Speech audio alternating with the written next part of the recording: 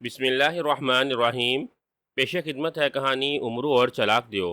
امرو یار اپنی زنبیل بغل میں لٹکائے بڑے اطمینان برے انداز میں پہاڑوں کے اندر بنے ہوئے راستوں پر چلا جا رہا تھا۔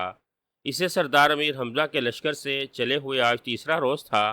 ایک تاجر نے اسے بتایا کہ جمگور کی پہاڑیوں میں ایک ایسا محل ہے جس میں کوئی دروازہ نہیں ہے۔ کافی بلندی پر البتہ بڑے بڑے روشن دان ضرور ہیں، مگر یہ روشن دان اتنی بلندی پر ہیں کہ کوئی انسان وہاں تک پہنچ نہیں سکتا۔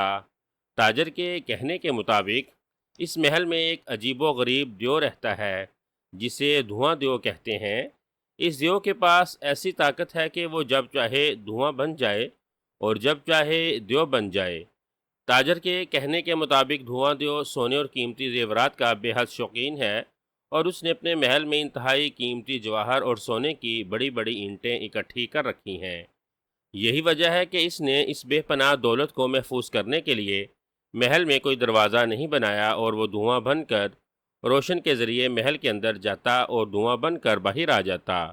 امرو یار نے جب دھواں دیو کی دولت کے متعلق سنا تو اختیار اس کے منہ میں پانی بھر آیا۔ اس نے فیصلہ کر لیا کہ وہ ضرور اس دھواں دیو کی دولت حاصل کرے گا۔ چنانچہ تاجر سے جمگور پہاڑیوں کا پتہ پوچھ کر وہ اپنے لشکر سے روانہ ہو گیا، اور مسلسل 3 روز سفر کرنے کے بعد اب وہ جمگور پہاڑیوں میں پہنچ چکا تھا۔ تاجر کی بتائی ہوئی نشانیوں کے مطابق کسی بھی لمحے وہ ان پہاڑیوں کے درمیان میں بنے ہوئے دھواں دیو کے محل تک پہنچ سکتا تھا۔ اسے چونکہ اپنے آپ پر مکمل اعتماد تھا، اسی لیے وہ بڑے بے فکر انداز میں چلا جا رہا تھا۔ پھر جیسے ہی امرو یار ایک چٹان کے پیچھے سے نکلا، اسے سامنے پہاڑیوں کے درمیان میں بنے ہوئے وسیع و عریض میدان میں ایک بہت بڑا محل نظر آ گیا۔ محل اتنا بڑا تھا کہ امرو یار حیرت سے اسے دیکھتا رہ گیا۔ واقعی محل کے دیوار میں کہیں کوئی دروازہ نہ تھا۔ ایک دروازے کے آثار نظر تو آ رہے تھے، مگر اسے بھی بند کر دیا گیا تھا۔ البتہ بہت اونچائی پر ایک بڑا سا روشن دان صاف نظر آ رہا تھا۔ امرو یار چند لمحے حیرت سے محل کو دیکھتا رہا، پھر اس نے اپنی زنبیل میں ہاتھ ڈالا اور پھر اس میں سے چادر سلیمانی نکال کر اپنے اوپر اوڑھ لی۔ چادر سلیمانی اوڑھتے ہی وہ سب کی نظروں سے غائب ہو جاتا تھا۔ اب اسے اطمینان تھا کہ دھواں دیو اسے دیکھ نہ سکے گا۔ چنانچہ اس نے زنبیل میں سے ایک کمند نکالی اور محل کی دیوار کے قریب جا کر اس نے وہ کمند اس روشن دان پر پھینکی۔ کمند کے سرے پر بنا ہوا مضبوط آنکڑا روشن دان میں پھنس گیا، اور امرو یار سلیمانی چادر اوڑھے بڑے اطمینان سے کمند کے ذریعے چڑھتا ہوا اس روشن دان تک پہنچ گیا۔ روشن دان میں بیٹھ کر اس نے کمند سمیٹی اور پھر اسے اندر کی طرف لٹکا دیا۔ یہ ایک بڑا سا کمرہ تھا جو بالکل خالی پڑا ہوا تھا۔ کمند کے ذریعے لٹکتا ہوا وہ اس کمرے کے اندر پہنچ گیا، اور پھر اس نے کمند کھینچ کر واپس اپنی زنبیل میں ڈالی، اور پھر چادر سلیمانی اوڑھے وہ اطمینان سے محل کے اندر گھومنے لگا۔ محل میں بے شمار بڑے بڑے کمرے تھے، مگر وہاں کہیں بھی امرو یار کو دھواں دیو یا اس کے غلام نظر نہ آئے۔ تمام محل خالی پڑا ہوا تھا۔ گھومتے پھرتے جب امرو یار ایک بڑے کمرے میں پہنچا تو اس کی آنکھیں حیرت سے پھٹی کی پھٹی رہ گئیں، کیونکہ یہ کمرہ چھت تک خالص سونے کی بڑی بڑی اینٹوں اور قیمتی جواہرات سے بھرا ہوا تھا۔ امرو یار کی آنکھیں اتنی بے پناہ دولت دیکھ کر خوشی سے چمک اٹھیں۔ اس نے زنبیل کا منہ کھولا اور بڑی تیزی سے قیمتی جواہرات اور سونے کی اینٹیں زنبیل میں ڈالنی شروع کر دیں۔ اس کی زنبیل میں یہ کرامات تھی کہ کتنا ہی وزن اس میں ڈال دیا جائے وہ باری نہ ہوتی، اسی لیے امرو یار بڑے اطمینان سے سونے کے اینٹیں اور قیمتی جواہرات زنبیل میں ڈالتا چلا گیا۔ اس کے ہاتھ انتہائی تیزی سے چل رہے تھے۔ چنانچہ تقریباً 2 گھنٹے کی مسلسل محنت کے بعد اس نے دھواں دیو کا تمام خزانہ اپنی زنبیل میں ڈال لیا۔ اب دولت سے بھرا ہوا وہ کمرہ خالی ہو گیا تھا۔ امرو یار کا دل خوشی سے اچھل رہا تھا، کیونکہ اتنا بڑا خزانہ اسے اتنی آسانی سے کبھی نہ حاصل ہوا تھا۔ کمرہ خالی کر کے وہ باقی محل میں گھومتا رہا، مگر اور کسی کمرے میں اسے کوئی قیمتی چیز نظر نہ آئی، تو اس نے واپس جانے کا ارادہ کیا۔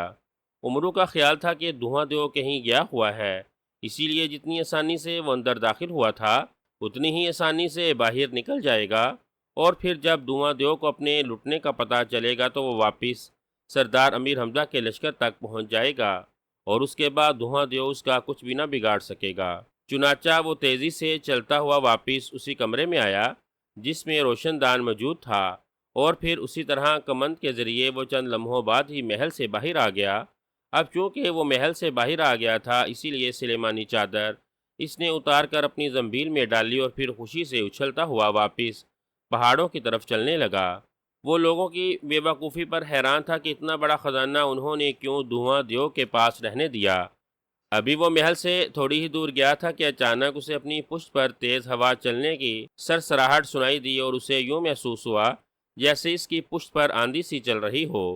وہ تیزی سے مڑا اور دوسرے لمحے اس کی آنکھیں حیرت سے پھٹی کی پھٹی رہ گئیں، کیونکہ اس نے ایک خوفناک دیو کو انتہائی تیز رفتاری سے روشن دان سے نکل کر اپنی طرف بڑھتے دیکھا۔ دیو کی چھوٹی چھوٹی آنکھیں غصے سے چراغوں کی طرح جل رہی تھیں۔ عمرو عیار نے انتہائی تیزی سے اپنی زنبیل میں ہاتھ ڈال کر چادر سلیمانی نکالنی چاہی، مگر وہ دیو تو بجلی کی سی تیزی سے آ رہا تھا، اور پھر پلک جھپکنے میں دیو نے عمرو عیار کو اپنے بڑے بڑے ہاتھوں میں جکڑ لیا۔ ارے ارے کیا کر رہے ہو؟ عمرو عیار نے اس کے ہاتھوں میں کسمساتے ہوئے کہا۔ چور میرا خزانہ چوری کر کے جا رہے تھے، میں ابھی تمہاری بوٹیاں کرتا ہوں، دھواں دیو نے انتہائی غضبناک لہجے میں کہا، اور پھر وہ عمرو عیار کو اٹھائے واپس روشن دان میں گھستا چلا گیا۔ روشن دان کے قریب پہنچ کر وہ دھواں بن گیا، مگر عمرو عیار کو یوں محسوس ہو رہا تھا جیسے وہ ابھی تک دیو کے بڑے بڑے ہاتھوں میں جکڑا ہوا ہے۔ روشن دان سے گزرتے ہی دھواں دیو دوبارہ اپنے اصل روپ میں آ گیا اور عمرو عیار کو اٹھائے ایک بڑے سے کمرے میں لے آیا، جہاں دیوار کے ساتھ ایک مضبوط زنجیر لٹکی ہوئی تھی۔ دھواں دیو نے بڑی پھرتی سے عمرو عیار کو اس زنجیر میں جکڑ دیا۔ اب عمرو عیار زنجیر سے لٹکا ہوا دیوار کے ساتھ لٹکا کھڑا تھا، اور وہ اس بری طرح سے جکڑا ہوا تھا کہ ہاتھ پیر بھی نہیں ہلا سکتا تھا۔ ہاں اب بتاؤ کہ تمہیں یہ جرت کیسے ہوئی کہ تم میرے محل میں چوری کرو؟ دھواں دیو نے انتہائی کرخت لہجے میں کہا۔ تمہیں غلط فہمی ہوئی ہے اچھے دیو، میں چور نہیں ہوں، میں تو ایک مسافر ہوں، پہاڑیوں میں راہ بھٹک گیا تھا، میں تو تمہارے محل میں داخل ہی نہیں ہوا۔ عمرو عیار نے عیاری سے کام لیتے ہوئے جواب دیا۔ اچھا تو تم مسافر ہو اور تم میرے محل میں داخل نہیں ہوئے، اور نہ ہی تم نے میرا خزانہ چرایا ہے، دیو نے آنکھیں نکالتے ہوئے کہا۔ یقین کرو اچھے دیو، میں سچ کہہ رہا ہوں، عمرو عیار نے بڑے بھولے انداز میں جواب دیتے ہوئے کہا، کیونکہ اسے یقین تھا کہ سلیمانی چادر کی وجہ سے دیو اسے محل کے اندر نہ دیکھ سکے گا اور نہ ہی وہ زنبیل میں سے خزانہ نکال سکے گا۔ تم جھوٹ بول رہے ہو، تم چور ہونے کے ساتھ ساتھ جھوٹے بھی ہو۔ میں ابھی دکھاتا ہوں، تم نے یہ سمجھ لیا کہ میں نے اپنے خزانے کی حفاظت کا کوئی انتظام نہ کیا ہوگا اور تم اتنی آسانی سے خزانہ لے کر نکل جاؤ گے، دیو نے غصیلے انداز میں کہا، اور پھر وہ تیز تیز قدم اٹھاتا ہوا کمرے سے باہر نکلتا چلا گیا۔ عمرو عیار نے اس کے جانے کے بعد کوشش کی کہ کسی طرح وہ اپنا ایک ہاتھ زنبیل میں ڈال سکے، مگر دیو نے اسے اس بری طرح جکڑا ہوا تھا کہ وہ ہاتھ بھی نہ ہلا سکتا تھا، اسی لیے وہ خون کے گھونٹ پی کر رہ گیا۔ چند لمحوں بعد جب دیو واپس کمرے میں آیا تو اس کے ہاتھ میں ایک بڑا سا آئینہ تھا۔ اس نے وہ آئینہ عمرو عیار کے سامنے زمین پر رکھ دیا۔ اب دیکھو کہ تم نے میرا خزانہ کس طرح چوری کیا ہے، دیو نے غصیلے لہجے میں کہا، اور عمرو عیار نے دیکھا کہ آئینے کی دھندلی سطح دیو کے یہ کہتے ہی تیزی سے چمکدار ہوتی چلی گئی، پھر اس پر محل کے باہر کا منظر ابھر آیا۔ عمرو عیار تیزی سے چلتا ہوا محل کے قریب آ رہا تھا، پھر اس نے زنبیل میں سے چادر سلیمانی نکال کر اوڑھی۔ چادر اوڑھنے کے باوجود وہ آئینے میں صاف نظر آ رہا تھا۔ پھر کمند کے ذریعے اندر آنا اور پورے محل میں گھومنا اور کمرے میں موجود خزانے کو اپنی زنبیل میں ڈالنا اور پھر باہر جا کر چادر اتارنے تک تمام مناظر آئینے میں صاف دکھائی دیتے رہے۔ اب یقین آیا کہ تم جھوٹے ہو اور چور بھی، دیو نے آئینہ اٹھا کر اسے الٹا زمین پر ڈالتے ہوئے کہا۔ عمرو عیار کے تصور میں بھی نہیں تھا کہ یہ نامراد آئینہ اس کی تمام چوری کھول کر رکھ دے گا۔ اب ظاہر ہے کہ وہ کیا جواب دیتا، خاموش ہو رہا۔ دیو نے ہاتھ بڑھایا اور اس کے بغل سے زنبیل اتار لی اور پھر اس میں ہاتھ ڈال کر اپنا خزانہ ڈھونڈنے لگا، مگر یہ زنبیل تو کراماتی تھی، اسے بھلا اس میں سے کیا ملنا تھا؟ اب دیو کے حیران ہونے کی باری تھی۔ اس نے جھنجھلا کر زنبیل کو ایک طرف پھینک دیا۔ میرا خزانہ واپس کرو بوڑھے، ورنہ میں تمہاری ہڈیاں توڑ دوں گا، دھواں دیو نے انتہائی غصیلے انداز میں عمرو عیار سے مخاطب ہو کر کہا۔ تمہارا آئینہ جھوٹ بولتا ہے اچھے دیو، میرے پاس کچھ نہیں ہے، تم نے خود دیکھ لیا ہے، عمرو عیار نے جواب دیا۔ بکواس مت کرو، میں جانتا ہوں تمہاری یہ زنبیل کراماتی ہے، مگر تمہیں میرا خزانہ واپس کرنا پڑے گا، سمجھے؟ دیو نے غصے سے لال پیلے ہوتے ہوئے کہا، اور پھر اس سے پہلے کہ عمرو یار کچھ کہتا، دیو نے جھپٹ کر اس کی لمبی لمبی دونوں مونچھیں اپنے دونوں ہاتھوں میں پکڑ لیں اور انہیں مخالف سمت میں کھینچنے لگا۔ عمرو یار کے حلق سے بے اختیار چیخیں نکل گئیں، تکلیف کی شدت سے اس کا مخشو قسم کا منہ اور زیادہ بگڑ گیا اور آنکھوں سے بے اختیار آنسو نکلنے لگے۔ بولو، میرا خزانہ واپس کرتے ہو یا نہیں؟ دیو نے عمرو یار کی دونوں مونچھوں کو جھٹکا دیتے ہوئے کرخت لہجے میں کہا۔ مجھے چھوڑ دو، مجھے چھوڑ دو، میں خزانہ واپس کر دوں گا، عمرو یار نے تکلیف کی شدت سے مجبور ہو کر کہا۔ دھواں دیو نے اس کی مونچھیں بھی چھوڑ دیں اور 2 قدم پیچھے بھی ہٹ گیا۔ جلدی کرو، میرا خزانہ واپس کرو، دیو نے انتہائی کرخت لہجے میں کہا۔ عمرو یار نے اب فیصلہ بھی کر لیا کہ وہ اس دھواں دیو کو خزانہ بھی واپس نہ کرے گا اور اسے ایسا سبق دے گا کہ وہ آئندہ پھر کبھی کسی کی مونچھوں پر ہاتھ ڈال کر اس کی توہین کرنے کی جرت بھی نہ کر سکے گا۔ ٹھیک ہے، اپنا خزانہ واپس لے لو اور مجھے آزاد کر دو تاکہ میں زنبیل میں سے خزانہ نکال کر تمہیں دے دوں، عمرو یار نے بڑے نرم لہجے میں کہا۔ اور پھر دھواں دیو نے زنجیر کھول کر اسے آزاد کر دیا اور وہ بڑے چکنے انداز میں کھڑا تھا۔ جب عمرو یار نے آگے بڑھ کر اپنی زنبیل اٹھائی تو اچانک دیو نے ایک ہاتھ سے عمرو کی پتلی سی گردن پکڑ لی۔ خبردار، اگر مجھے دھوکہ دینے کی کوشش کی تو ایک لمحے میں تمہاری گردن مروڑ دوں گا، نکالو خزانہ اور کمرے میں ڈھیر کرتے جاؤ، دیو نے کہا۔ عمرو یار سمجھ گیا کہ دیو اس کے تصور سے کہیں زیادہ چالاک ہے، مگر وہ بھی عمرو یار تھا، دنیا کا سب سے بڑا یار۔ ارے بھائی، تم اپنا خزانہ واپس لو، تم نے اور کیا کرنا ہے؟ میری زنبیل میں تو ایسی ایسی چیزیں ہیں کہ تمام خزانہ بھی اس کے سامنے حقیر ہے، عمرو یار نے یاری کا آغاز کرتے ہوئے کہا۔ تو نکالو خزانہ، جلدی کرو، دیو نے کہا، اور عمرو یار نے زنبیل میں ہاتھ ڈال کر اس کا خزانہ باہر نکالنا شروع کر دیا۔ وہ سونے کی اینٹیں اور قیمتی جواہرات نکال نکال کر فرش پر پھینکتا چلا گیا اور کمرہ اس قیمتی خزانے سے بھرنا شروع ہو گیا۔ جب اس نے آخری سونے کی اینٹ بھی باہر پھینک دی تو ہاتھ روک لیا۔ میرا خزانہ تو مجھے مل گیا، مگر اب تم زندہ واپس نہیں جا سکتے، تم بہت عیار اور دھوکے باز ہو، دیو نے کہا۔ مجھے مار کر تمہیں کیا ملے گا اچھے دیو؟ میری جان بخش دو، اس کے بدلے میں تمہیں ایک عجیب و غریب تحفہ دوں گا، ایسا تحفہ جو تمہارے علاوہ دنیا میں اور کسی کے پاس نہ ہوگا، عمرو یار نے عاجزانہ لہجے میں کہا۔ نہیں، تم پھر دھوکہ کرو گے، دھواں دیو نے عمرو یار کی گردن کو اور زیادہ دباتے ہوئے کہا۔ ارے نہیں، کوئی دھوکہ نہیں کروں گا، وعدہ رہا، عمرو یار نے کرہتے ہوئے لہجے میں جواب دیا۔ تو نکالو وہ تحفہ، جلدی کرو، اگر وہ تحفہ مجھے پسند آ گیا تو میں تمہاری جان بخش دوں گا، اور اگر تحفہ مجھے پسند نہ آیا تو تمہاری گردن مروڑ دوں گا، دیو نے کہا۔ اور عمرو یار نے زنبیل میں ہاتھ ڈال کر ایک چھوٹا سا تھیلا باہر نکالا اور پھر تھیلے کو دھواں دیو کی طرف بڑھاتے ہوئے کہنے لگا، تم دھواں بن کر اس تھیلے میں چلے جاؤ اور پھر کہو کہ مجھے فلاں جگہ جانا ہے، تو یہ تھیلا پلک جھپکنے میں تمہیں وہاں پہنچا دے گا۔ تم اس تھیلے کی مدد سے پوری دنیا کی سیر کر سکتے ہو، اور جب تمہیں ضرورت ہو تو ایک لمحے میں واپس اپنے محل میں پہنچ سکتے ہو۔ عمرو یار نے دیو کو مخاطب کرتے ہوئے کہا۔ تم کیا سچ کہہ رہے ہو؟ دیو نے یقین نہ آنے والے لہجے میں کہا۔ آزما کر دیکھ لو، عمرو یار نے کہا، اور دیو کچھ دیر سوچتا رہا، پھر اس نے عمرو یار کی گردن چھوڑ دی اور دھواں بن کر اس تھیلے میں داخل ہو گیا۔ جب تمام دھواں تھیلے میں بھر گیا تو عمرو یار نے بڑی پھرتی سے تھیلے کا منہ بند کر دیا۔ ارے ارے، مجھے باہر نکالو، اندر سے دیو کے چیخنے کی آواز سنائی دی۔ ہا ہا ہا ہا، اب تم تمام عمر اس تھیلے سے باہر نہیں آ سکتے، چلے تھے عمرو یار سے مقابلہ کرنے، عمرو نے قہقہ مارتے ہوئے کہا۔ دیو مسلسل چیخ رہا تھا، عمرو یار کی منتیں کر رہا تھا، مگر عمرو یار نے اس کی ایک نہ سنی اور اطمینان سے خزانہ زنبیل میں منتقل کیا، اور پھر تھیلا اٹھا کر اس نے زنبیل میں ڈال لیا، اور وہ اس دھواں دیو کو سردار امیر حمزہ کے حوالے کرنا چاہتا تھا، کیونکہ اسے معلوم تھا کہ امیر حمزہ ظالم دیو کو ہلاک کر کے خوش ہوتے ہیں۔ پھر اس نے آئینہ اٹھایا اور کمرے سے باہر نکل آیا۔ تھوڑی دیر بعد عمرو یار بڑے اطمینان سے کمند کے ذریعے محل سے باہر آ گیا۔ اب خزانہ اور وہ عجیب و غریب آئینہ بھی اس کی ملکیت بن چکا تھا۔ مجھے چھوڑ دو، میں وعدہ کرتا ہوں کہ تمہیں کچھ نہ کہوں گا اور نہ ہی تم سے آئینہ اور خزانہ واپس مانگوں گا۔ دیو کی آواز سنائی دی، مگر عمرو یار بھلا اب اسے کہاں چھوڑتا تھا۔ وہ مزے سے گاتا اور خوشی سے اچھلتا ہوا سردار امیر حمزہ کے لشکر کی طرف بڑھتا چلا گیا۔ عمرو اپنے کمرے میں گہری نیند سویا ہوا تھا کہ کسی نے اسے زور سے جھنجھوڑ دیا۔ عمرو کی آنکھیں کھلی تو وہ بے اختیار ہڑبڑا کر اٹھ بیٹھا۔ خواجہ عمرو، جلدی اٹھیے، سردار امیر حمزہ یہاں آ رہے ہیں۔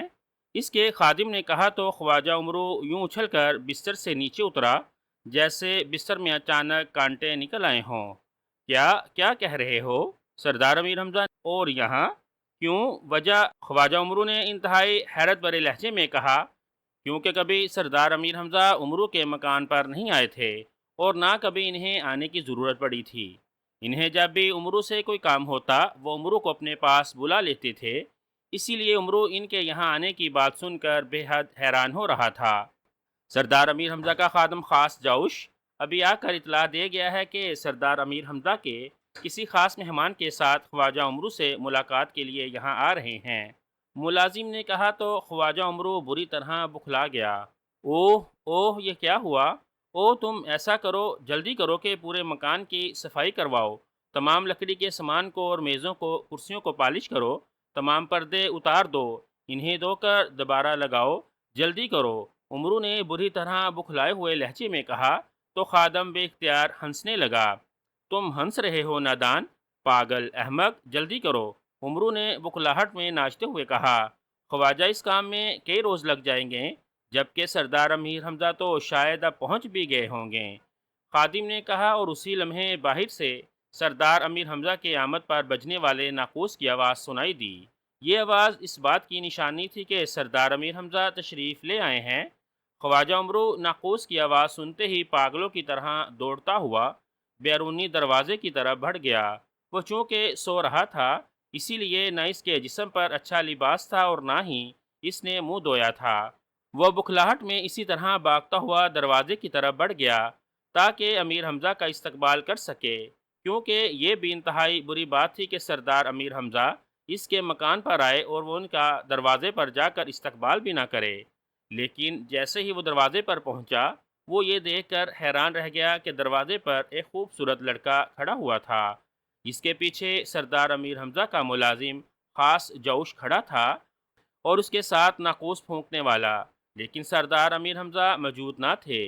عمرو نے ادھر ادھر دیکھا اور جب اسے سردار امیر حمزہ نظر نہ آئے تو وہ حرارت سے چاوش کی طرف دیکھنے لگا۔ سردار کہاں ہے؟ عمرو نے چاوش سے پوچھا۔ آپ کے سامنے کھڑے ہیں، سردار احمد حمزہ، ولی عہد ملک تاتار، جوش نے اس لڑکے کی طرف اشارہ کرتے ہوئے کہا تو عمرو بے اختیار چونک پڑا۔ اب وہ غور سے اس لڑکے کو دیکھ رہا تھا۔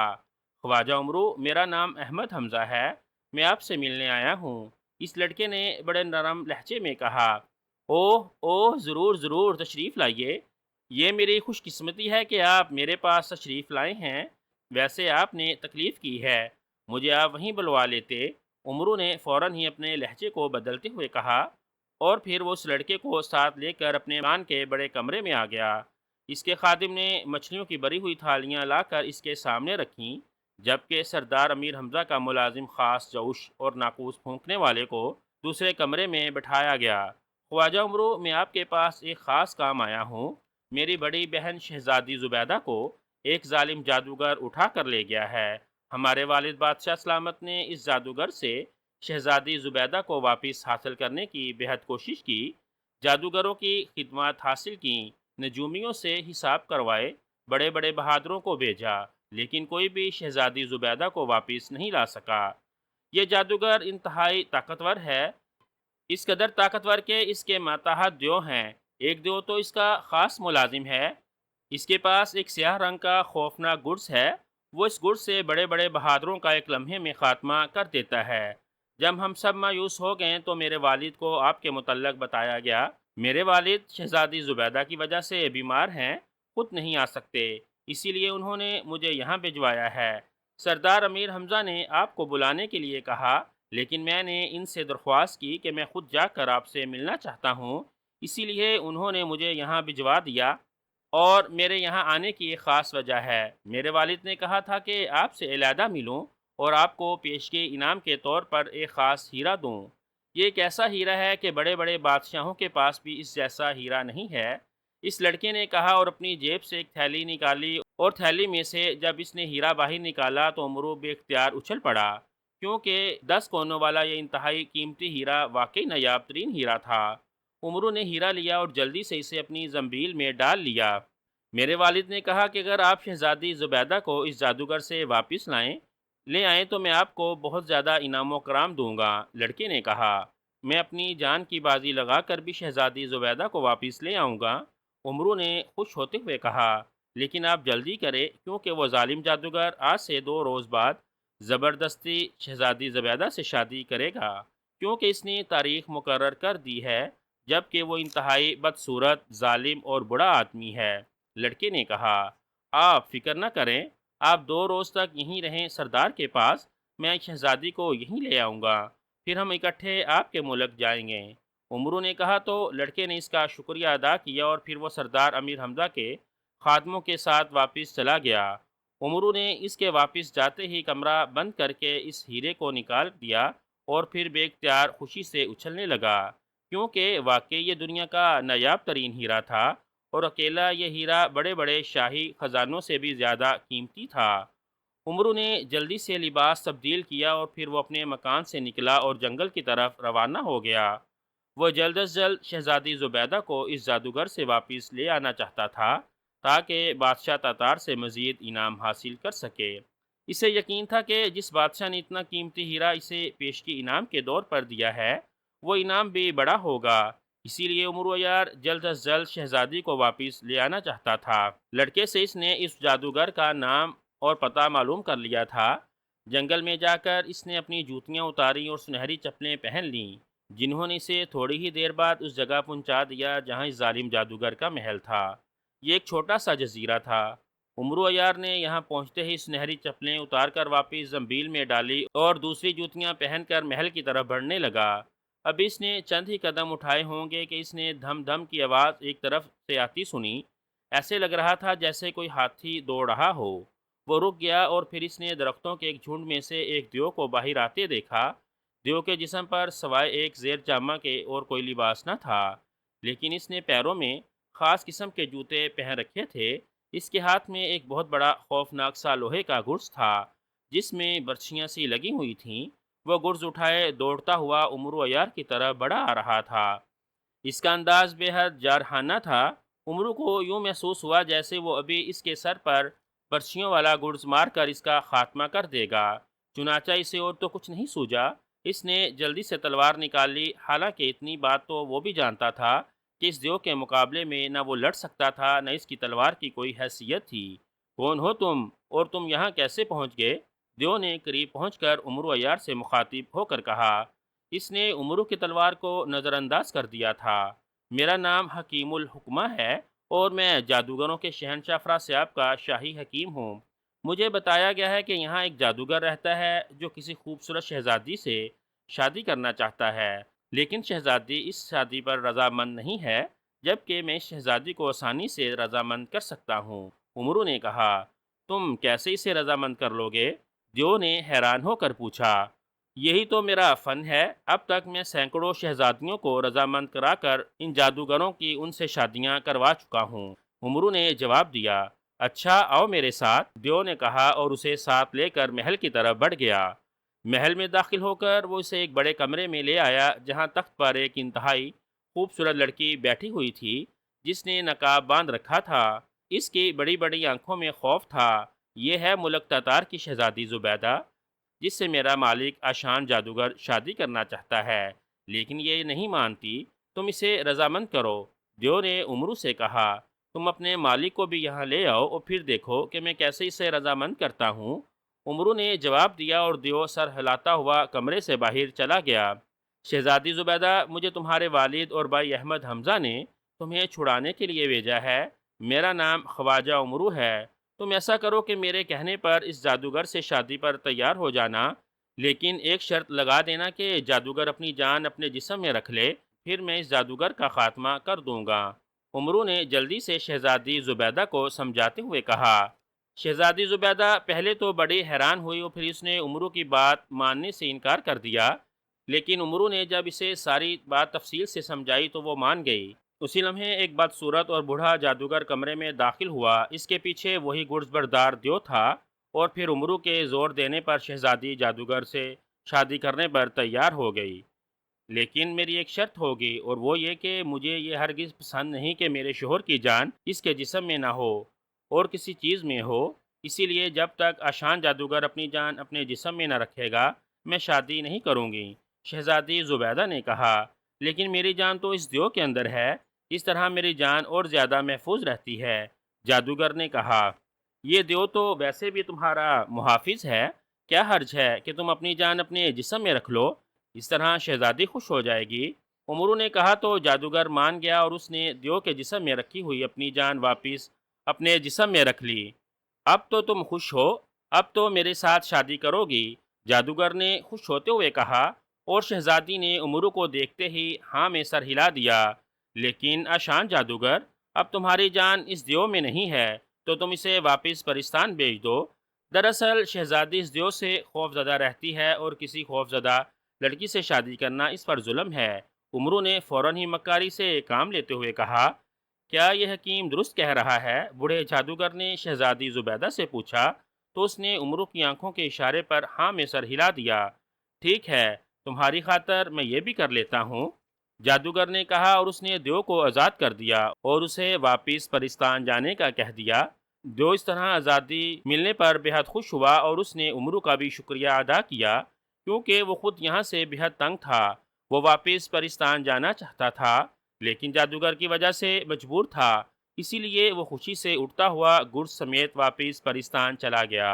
اب بولو، کیا ہم سے شادی کرو گی؟ جادوگر نے شہزادی سے مخاطب ہو کر کہا، تم جیسے بوڑھے بدصورت جادوگر سے کون شادی کرے گا؟ تم ظالم بھی ہو اور سفاک بھی۔ عمرو نے منہ بناتے ہوئے کہا تو آشان جادوگر چونک کر اسے حیرت سے دیکھنے لگا۔